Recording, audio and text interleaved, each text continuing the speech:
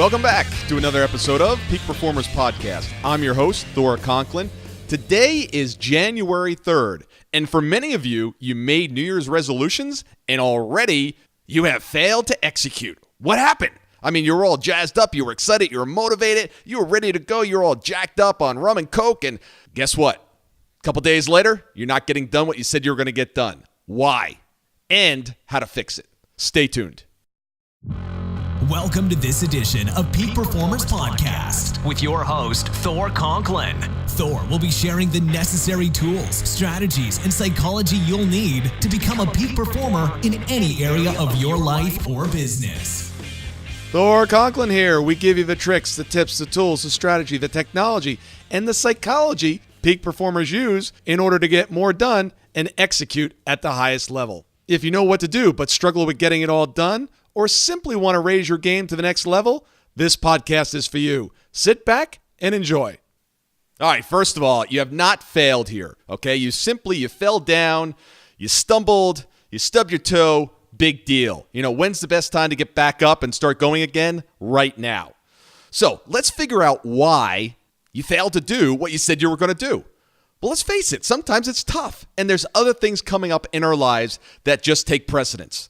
And if we don't have someone watching over us, what ends up happening? Now, I want to clear up one thing, okay? This is not a pitch for anything that I do. I am not a coach, and I'm not pitching you on anything here.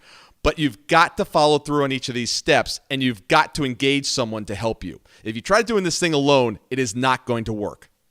So first, you've got to come up with what you want. You've got to come up with a plan. You've got to schedule it. It's got to go on a calendar somewhere.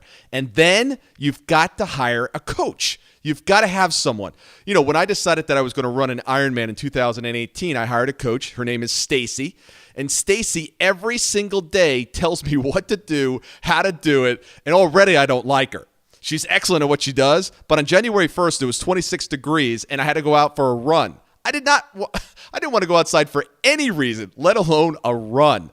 But it was something that I needed to do. I knew what the goal was. She told me I needed to do it, and there was no deciding if I wanted to do it. It just had to get done. So I went out and I did it.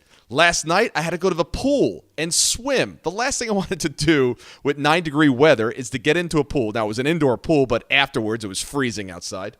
I didn't want to go. I was tired. I had a full day. I did not want to go swimming. But she told me I had to go. I had to swim 1,500 meters, and I needed to put in a time. So what did I do? I just did it. Now, she wasn't following up with me every single day, telling me what to do and how to do it. Would I have followed through? Well, I probably would have, because I've taught myself how to do it. But I'm telling you, I may have delayed the run a day. I may have skipped a day. I don't know. Here's the bottom line.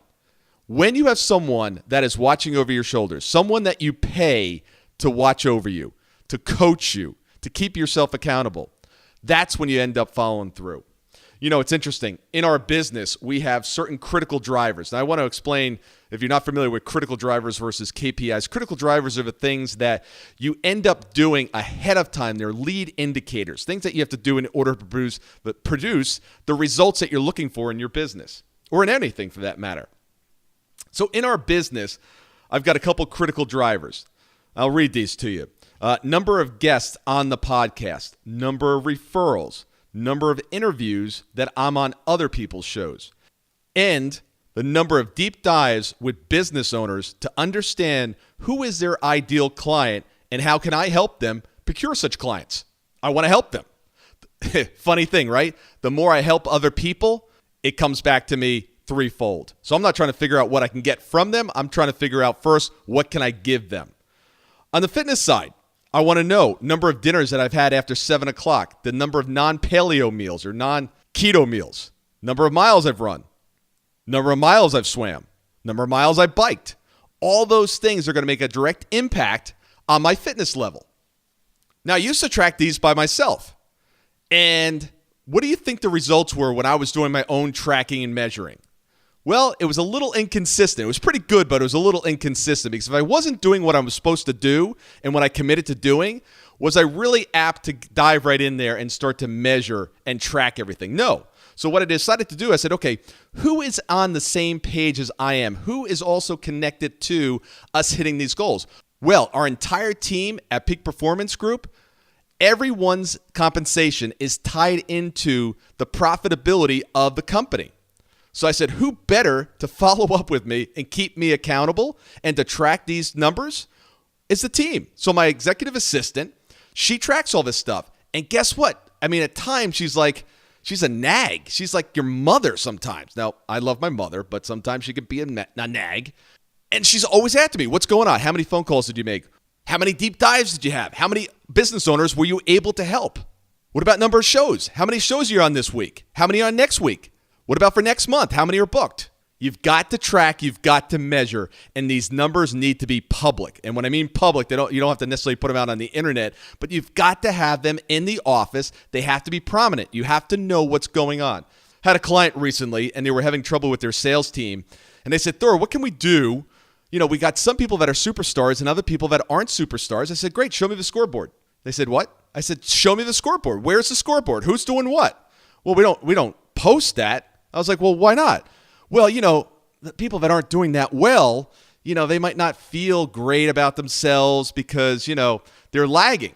Well, I was like, look, you've got to have a scoreboard. You've got to know what the score is. You've got to know who's performing, who's not performing.